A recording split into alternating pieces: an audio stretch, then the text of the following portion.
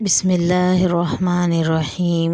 السلام علیکم، ہمارے چینل پر خوش آمدید۔ میں اس وقت ہمیشہ کی طرح اپنے کمرے میں بند ہو کر ایک بیوہ عورت سے باتیں کرنے میں مصروف تھا۔ میرا شوق عورتوں میں زیادہ تھا۔ میں کم عمری سے ہی لڑکیوں کے ساتھ دوستیاں کرنے کا شوقین تھا۔ محلے کی لڑکیوں کو جملے کسنا اور چھیڑ چھاڑ کرنا میرا بہترین مشغلہ تھا۔ جب محلے سے میری بہت زیادہ شکایتیں آنے لگیں تو میرے والدین گھبرا گئے۔ میرے والدین بہت سادہ انسان تھے اور میں ان کا اکلوتا بیٹا تھا۔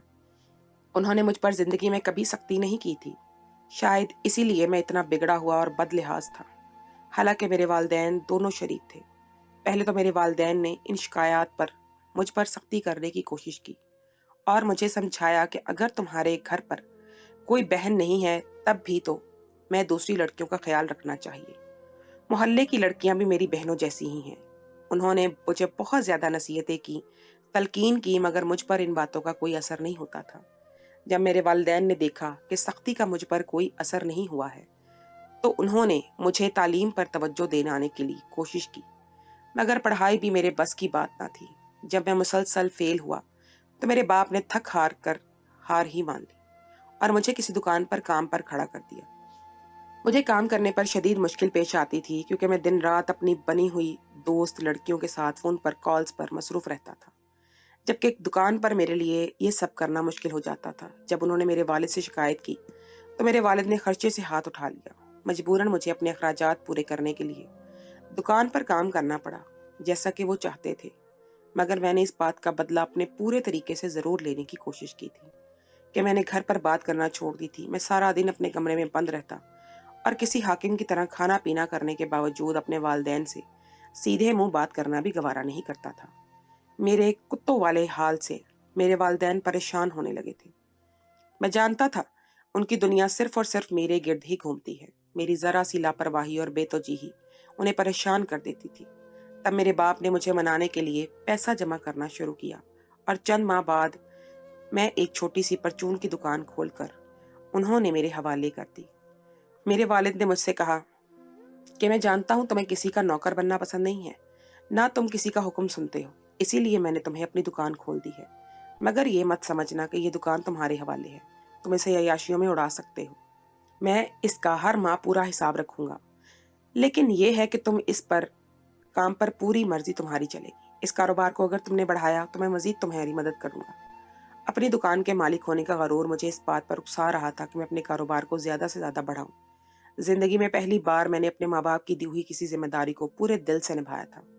وجہ یہ تھی کہ اپنی دکان پر سارا دن گاہک نہ ہونے کے سبب میرے پاس بہت زیادہ وقت ہوتا جو میں بیوہ عورتوں کے ساتھ بات چیت کرنے میں صرف کرتا تھا اور ان کے دل جیت کر ان سے تسکین حاصل کرتا تھا۔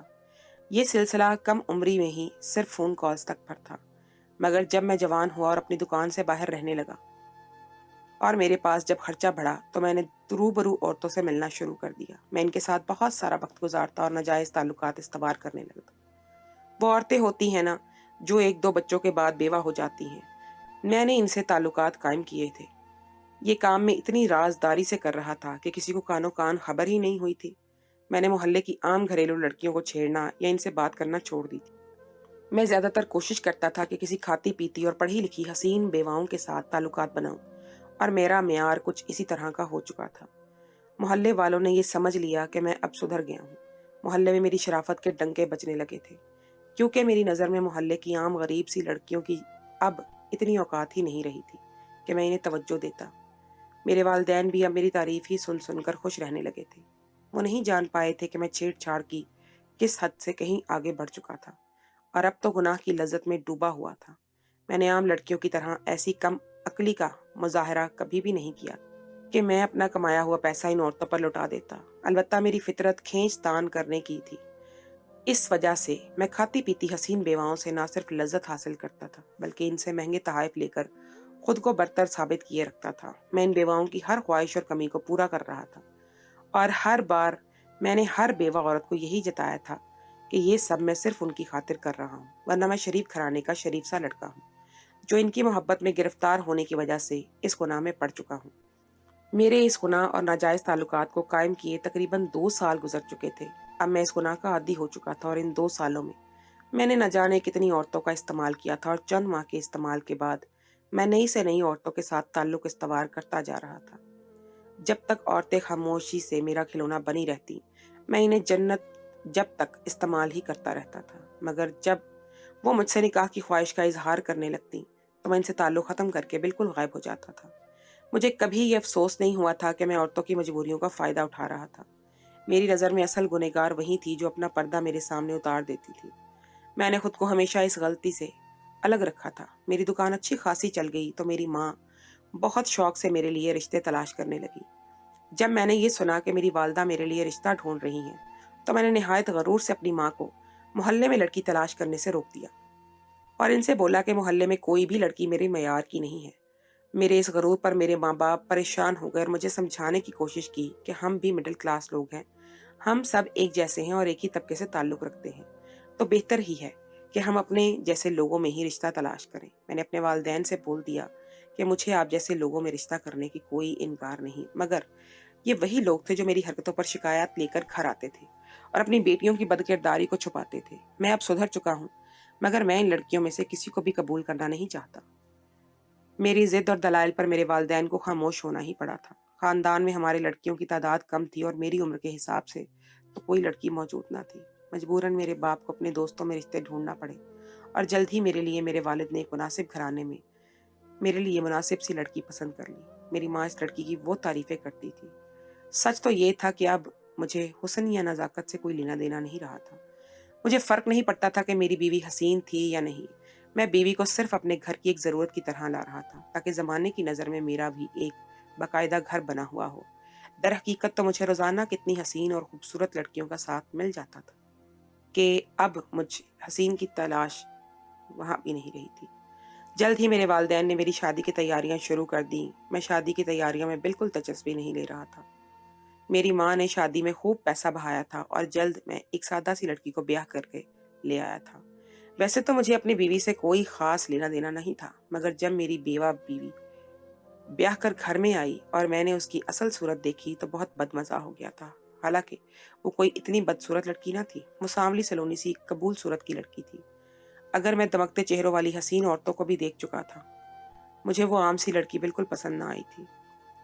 मैंने पहले ही रोज़ अपनी बीवी को बराबर करवा दिया था कि वो सिर्फ मेरे वालिदैन की पसंद पर इस घर पर आई है, तो बेहतर ही था कि वो मेरे वालिदैन के साथ ही दिल लगाती। मैंने अपनी बीवी को सिर्फ ज़रूरत की तरह रखा हुआ था। मेरी बीवी बहुत मासूम सी लड़की थी, इसलिए उसने फरमाबरदारी से सर झुका दिया और मैंने जब जो भी हुक्म दिया उस पर वो अमल करती रही। न जाने मेरी बीवी किस मिट्टी की बनी हुई थी, उसने खुद को मेरा सर खरीद गुलाम ही बना लिया था। उसने मेरे माँ बाप की खूब खिदमत की और मेरे पूरे घर को संभाल लिया। मेरे लिए ये बात सुकून का बायस थी। मेरा घर बस चुका था और मेरी बीवी भी ऐसी आई थी जो मेरी सरगर्मियों पर भी नजर न रखती थी, ना बिला वजह मुझ पर शक करती थी। मुझे लगता था कि ये मेरे लिए कुदरत की तरफ से बहुत बड़ी मदद दी गई है कि मेरी बीवी ऐसी चालाक और नजर रखने वाली ना थी, जिसकी वजह से मैं पहले से भी ज्यादा दोस्तियां रखने लगा था। हालांकि सच तो ये था कि ये मुझे अल्लाह की तरफ से सजा मिल रही थी। मेरी सादा और मासूम सी बीवी अपने हिस्से का फर्ज निभा रही थी और उसकी इसी सादगी और लापरवाही की वजह से मैं मजीद गुनाह में डूबता चला जा रहा था। मुझे जिंदगी के किसी हिस्से में यह एहसास नहीं हुआ था कि मैं रोज कबीरा गुनाह कर रहा था। मेरी इन हरकतों को कई साल गुजर गए। मेरे 3 बच्चे हो गए और किस्मत की बात यह थी कि तीनों ही बेटे थे। मुझे नरीना औलाद देखकर मेरी गर्दन में मजीद सरिया फिट हो गया था। मुझे याद आने लगा कि मैं जिन बेवाओं को इस्तेमाल करके छोड़ता था, उनमें से अक्सर मुझे यही बद्दुआ देती थी कि अल्लाह करे तेरी भी बेटी हो और इस पर यही वक्त आए। मगर मुझे अल्लाह ने बेटी ही नहीं दी थी कि मैं कभी किसी खौफ का शिकार होता। इन बातों ने मुझ में यह एहसास ज़रूर पैदा कर दिया था कि मैं कभी गुनाहगार ही नहीं था। इसीलिए तो मुझे कभी किसी बेवा की बद्दुआ ही नहीं लगी थी। मुझे आखिरत और ज़िंदगी के बाद की दी जाने वाली सज़ा का कभी ख्याल ही नहीं आया था कि मैं एक आम सा मर्द था जो गुनाह, सज़ा और जज़ा की तरफ से हमेशा आज़ाद ही रहा था, जिसे बिल्कुल दीन समझ ना आता था।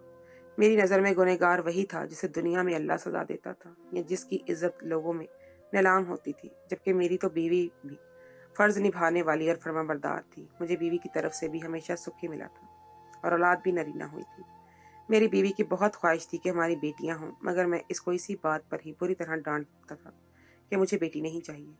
मेरे वालिदैन को मेरी इस कम ज़र्फ़ी पर अफसोस होता था। मेरी माँ अक्सर मुझे समझाती थी कि तुम्हें क्या खबर, بیٹیاں رحمت ہوتی ہیں اور اللہ جب انسان سے راضی ہوتا ہے تو اس کی نشانی یہی ہوتی ہے کہ اللہ اسے بیٹی سے نوازتا ہے۔ مجھ جیسے گنہگار شخص کو شاید اللہ کی رضا چاہیے ہی بھی نہیں تھی۔ نہ مجھے رحمت سے واسطہ تھا، نہ تو میں اسی زندگی گزار رہا تھا، ویسے گزارتے رہنا چاہتا تھا۔ میں نہیں چاہتا تھا کہ میری راہ میں کوئی رکاوٹ ہو، نہ میری بیوی سخت ہو، نہ میری بیٹی ہو کہ جسے دیکھ کر مجھے نہ صرف اپنے گناہوں کا احساس ہو بلکہ اپنے گناہوں کی لذت سے دور ہونا پڑے۔ میں اس لذت کا عادی ہو چکا تھا، اب اس سے پیچھے ہٹنے کا سوچ بھی نہیں سکتا تھا۔ میرے غرور اور نخرے کو کئی سال گزر گئے۔ میرے 3 بیٹوں کے بعد دوبارہ کوئی اولاد نہ ہوئی تھی۔ میرے بیٹے بھی بڑے ہو گئے تھے، میں نے بہترین سکولوں میں داخلہ کروایا تھا ان کا۔ میرا کاروبار اب اتنا بڑھ چکا تھا کہ میں نے ایک بازار میں بڑی سی دکان خرید لی تھی۔ اب محلے کی چھوٹی سی دکان پر میرا باپ بیٹھتا تھا اور میں خود بازار کی بڑی دکان پر جاتا تھا۔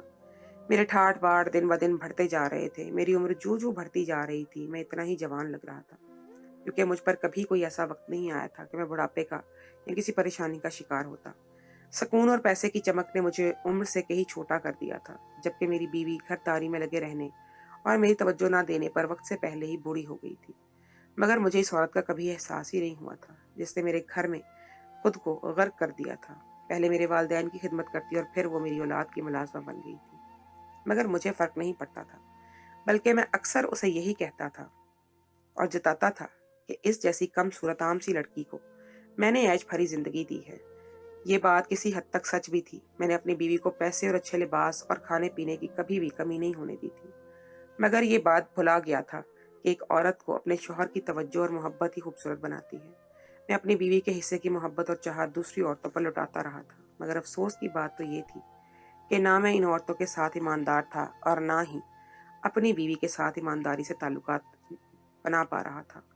مجھے اتنے سالوں میں کبھی کوئی پریشانی نہیں ہوئی تو مجھے لگتا تھا کہ اللہ مجھ سے راضی ہے۔ میں نے یہی پر غلطی کر دی تھی۔ میں جان ہی نہیں پایا کہ اللہ جس سے راضی ہوتا ہے اسی کو ڈھیل دیتا اور خوشیاں دیتا ہے تاکہ وہ اپنی خوشیوں میں مگن رہے اور کبھی اللہ کی طرف پلٹے ہی نہیں۔ سچ تو یہ تھا کہ مجھے اللہ کی طرف پلٹنے کی کبھی مہلت ہی نہیں ملی تھی۔ وقت کے ساتھ میری ماں باپ یک کے بعد دیگرے آخری سفر پر روانہ ہو گئے۔ میری بیوی اب بھی گھرداری میں مگن رہتی تھی۔ میرے بیٹے جوان لگنے لگے تھے۔ میرا بڑا بیٹا 12 سال کا ہو چکا تھا۔ میرے تینوں بیٹے مرزا اور محیب فطرتاً بالکل مجھ پر ہی گئے تھے۔ میری بیوی نے ان کی شخصیت بنانے کی جتنی بھی کوشش کی اور جتنی بھی محنت کی وہ سب ناکام ہو گئی تھی۔ وہ بالکل ویسے ہی تھے جیسے میں ان کی عمر میں ہوا کرتا تھا، جیسے میں اپنے ساتھ کیا کرتا تھا۔ شریف والدین کی ساری محنت پر پانی پھیر کر میں نے خود کو دنیا میں گم کر لیا تھا۔ اب وہی کام میرے بیٹے کرتے تھے۔ میرا بڑا بیٹا بمشکل 12 برس کا تھا جب مجھے پہلی بار محلے کے ایک مرد نے دبے الفاظ میں بتایا کہ میرے بیٹے نے اسکول سے آتی ایک لڑکی کو چھیڑنے کی کوشش کی تھی اور وہ لڑکی اس کی حرکت سے بری طرح ڈر گئی تھی۔ اس شخص کی بات پر میں پریشان ہونے یا چونکنے کی بجائے اس پر غصہ ہونے لگا اور بولا کہ میرا بیٹا ابھی بمشکل 12 برس کا ہے، اب ایک بچہ بھلا کیا کسی لڑکی کو چھیڑے گا؟ آج کل کی لڑکیاں خود بد کردار اور لڑکوں کو اپنی طرف مائل کرنے والی ہوتی ہیں اور نام لڑکوں کے لگ جاتے ہیں۔ بے مروتی اور غصے میں نے الٹا اس لڑکی کے کردار پر الزام لگا دیا تھا۔ تب وہ شخص افسوس سے مجھے دیکھنے لگا اور طنزیہ لہجے میں بولا کہ آپ کے بیٹے قد کاٹ میں بہت اچھے ہیں اور جوان لگتے ہیں، اور پھر جن بچوں کو دماغ اور وقت سے پہلے قد بڑے ہو جائیں، فرق نہیں پڑتا وہ 8 سال کے ہوں یا 9 سال کے۔ وہ شخص میرے پاس سے جاتے ہوئے بڑبڑاتے ہوئے کہنے لگا، اور اس کے بولے گئے الفاظ جب میرے کانوں میں پڑے تو پہلی بار تو مجھے غصہ آیا تھا، کیونکہ وہ شخص بول رہا تھا کہ جیسا باپ تھا ویسے ہی بیٹے ہیں۔ مجھے چاہیے تھا کہ میں تب اپنے بیٹے کو قابو میں کرنے کی کوشش کرتا اور انہیں اس بدی سے روک لیتا، مگر یہ بات میری نظر میں گناہ ہی نہیں تھی۔ میں اس پر کیسے توجہ دیتا؟ میں نے بھی اس بات کو نظر انداز کر دیا تھا، اور ان دنوں میری دوستی امی کی ایک بیوہ اسکول ٹیچر کے ساتھ ہوئی تھی۔ وہ نہایت خوبصورت اور جوان لڑکی تھی۔ اس کے ساتھ میرے پچھلے 6 ماہ سے تعلقات تھے، اور خوشی کی بات تو یہ تھی کہ اس لڑکی نے مجھ سے کبھی نکاح کی بات بھی نہیں کی تھی۔ اس نے مجھے بتایا کہ اس کا شوہر اس کے اور اس کے بیٹے کے لیے بہت جائیداد چھوڑ کر گیا تھا۔ اگر وہ دوسری شادی کرتی تو وہ جائیداد اس کے دیور اسے چھین لیتے۔ میں خوش ہو گیا کہ مجھے ایک کل وقتی کھلونا مل گیا تھا، ایک ایسی عورت جو نہایت حسین تھی اور جسے صرف محبت کی ضرورت تھی، اور دوسری طرف مجھے کبھی نکاح پر زور نہ دیتی۔ میری اس لڑکی سے بہت زیادہ دوستی ہو چکی تھی۔ ہم دونوں کچھ ہی عرصے میں ایک دوسرے سے اتنے قریب آ چکے تھے کہ ایک دوسرے میں مگن رہتے تھے۔ اس لڑکی کو اس کے گھر والے بالکل قبول نہیں کرتے تھے اور اس کی ماں سے نفرت کرتے تھے۔ اسی لیے وہ میرے گھر آ کر بیٹھے بیٹھے رات ہی ہو جائے تو اس کے پیچھے کوئی نہیں آتا تھا۔ وہ بولی کہ ایسی لڑکی کے ساتھ دوستی کر کے تمہیں مزہ آئے گا، لڑکی بھی خوش ہو جائے گی اور تمہیں بھی खौफ ये नहीं होगा कि पकड़े जाने पर कोई तुमसे सवाल करेगा। मैं ये सुनकर खुश हो गया और फिर जल्दी इस लड़की ने मेरे लिए कोई जवान लड़की का इंतजाम कर दिया और मुझे अपने घर बुला लिया। मैं इसके घर पहुंचा तो वहां वो लड़की प्यारी सी लगी मुझे। उस लड़की की उम्र बमुश्किल 16 बरस थी। वो निहायत खूबसूरत थी और उसकी रंगत भी बहुत शफाफ थी। मैं लड़की देख रहा था। मेरी दोस्त ने मेरी नज़रों को महसूस करके हंसते हुए कहा कि क्या तुम्हें लड़की पसंद आई है?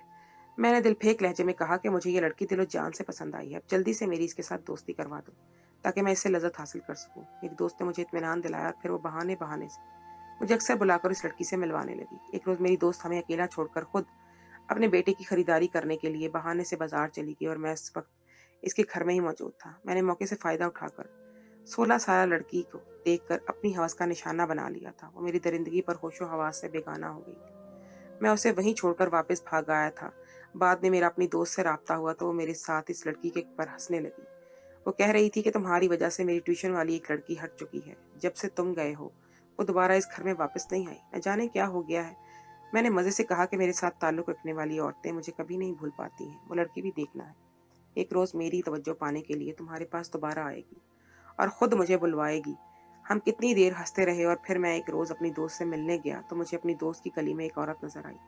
वो मुझे देखकर घूरने लगी थी। मैंने पहले तो उसे नज़रअंदाज किया, सर झटक कर जाने लगा, मगर फिर मुझे अपने कदम रोकने ही पड़े थे। वो औरत कोई और नहीं, इन बेवाओं में से एक थी जिनके साथ मैंने कभी ताल्लुकात कायम किए थे। वो मुझे निहायत नफरत से देख रही थी। मैं नज़र बचाकर उसके साथ से निकलना चाहा, मगर उसने अचानक मुझे लिया और नफरत से भरे लहजे में बोली कि लगता है तुम मुझे पहचान नहीं पाए, मगर मैं तुम्हें अच्छे से जान गई हूँ, क्योंकि तुम्हारी सूरत मेरे लिए मेरी सज़ा है। मैं तुम्हें आज अभी तक भुला ही नहीं पाई। औरत की इस बात पर मैं बेसाख्ता पीछे होता हुआ कहका लगाकर ऐसे मगरूर अंदाज से बोला कि मैं जानता हूँ मुझ में कशिश ही ऐसी है कि तुम मुझे भुला नहीं पाई होगी। मेरे जुमले पर वो औरत यकदम सर्द सी मुझे देखने लगी और उसके चेहरे के अजीब से तासुरात मुझे चौंका गए। वो बोली कि तुम्हें याद रखने की एक बड़ी वजह तुम्हारी वो निशानी थी जो तुम मेरे पास छोड़ गए थे। मैं उसकी बात पर चौंक गया। वो मजीद बोली कि मैंने तुमसे जब निकाह का बोला था तो तब मैं तुम्हारे बच्चे की माँ बनने वाली थी, मगर तुमने मेरी बात नहीं सुनी और मुझे छोड़कर चले गए। मैं तुम्हारी वजह से एक नाजायज़ बच्चे की माँ बनी और ज़माने में बदनाम हो गई। मुझे आज तक मेरे वालिदैन ने कभी माफ़ नहीं किया।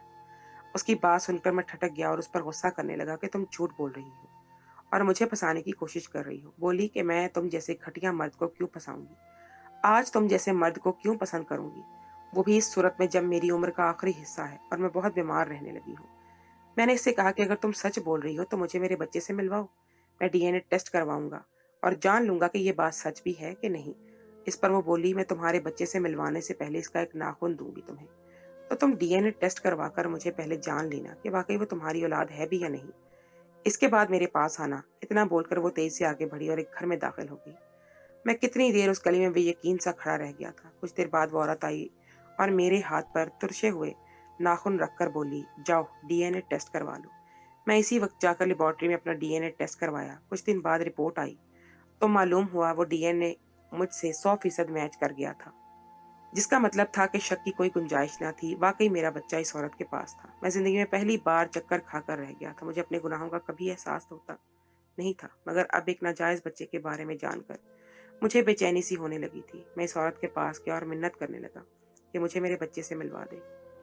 इस औरत ने मुझे पूरे 1 माह की मिन्नतों के बावजूद मेरे बच्चे से मिलने नहीं दिया और मुझे तरसाती रही। और फिर 1 माह बाद वो मुझे अपने साथ इस घर में ले गई और इसके साथ इस घर में दाखिल हुआ तो इस सूरत ने मुझे मेरे कमरे की तरफ इशारा किया और बोली कि यहाँ पर तुम्हारी नाजायज़ औलाद मौजूद है, तुम इसे यहाँ से लाहौर लेकर चले जाओ, क्योंकि मुझे इससे और तुमसे दोनों से नफरत है।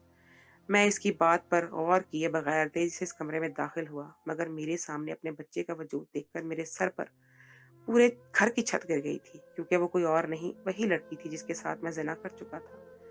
वो लड़की मुझे नीम पागल सी लग रही थी। मैं फटी फटी आंखों से उसे देख रहा था। इसी वक्त वो कमरे में दाखिल हुई और बोली कि तुम्हारी बेटी, इसके ऊपर अल्लाह ने तुम्हारे वाला वक्त लौटा दिया है। तुम्हारी बेटी के साथ किसी ने ज़बरदस्ती की और इसे इस हाल तक पहुंचा दिया है कि ये आज नीम पागल सी होकर रह गई है, रातों को जाकर चीखती रहती है।